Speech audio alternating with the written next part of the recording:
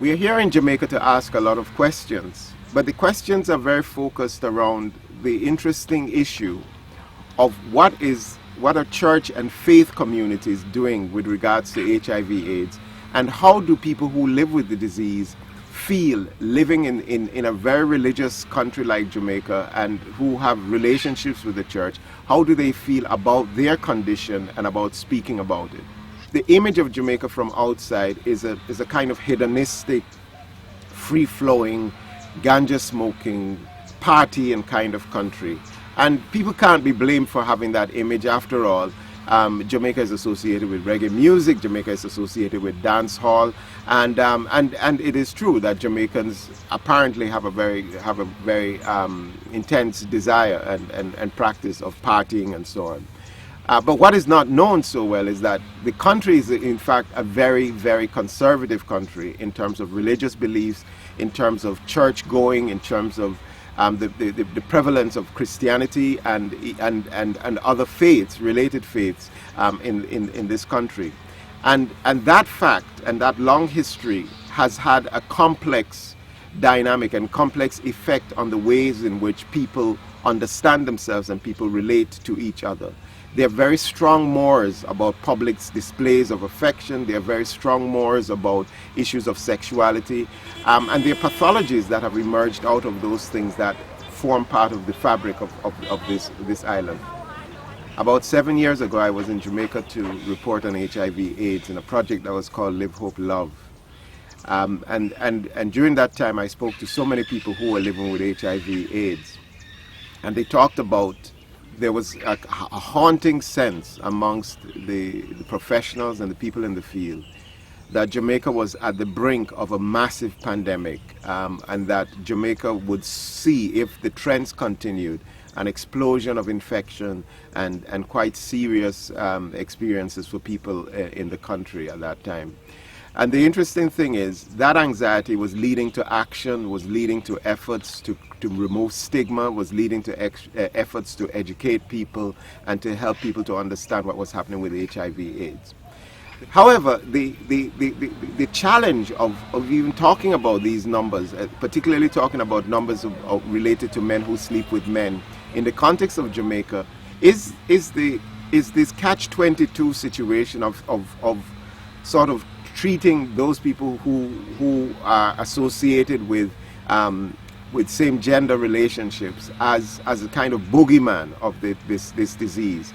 And even if their infections were not created out of their lifestyle, the stigma that surrounds HIV/AIDS and the association with men who sleep with men, especially in the context of Jamaica, would seem to be affecting the extent to which people have been open and are free to talk about their infection and what they are experiencing.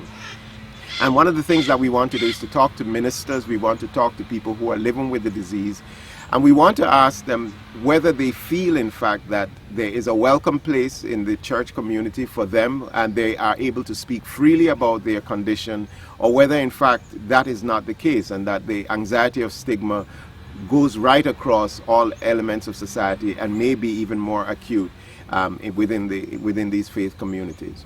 Already, some of the initial preliminary conversations have shown me that there are some concerns that one must have. On one hand, many of the pastors and the ministers who we've approached to talk to us, we also asked them if they felt they knew anybody in their congregation who was living with the disease who would be willing to talk to us. And quite a number of them, their response was curious. Many of them said they don't know many people who are living with the disease, and they don't know anybody in their congregation who is living with the disease.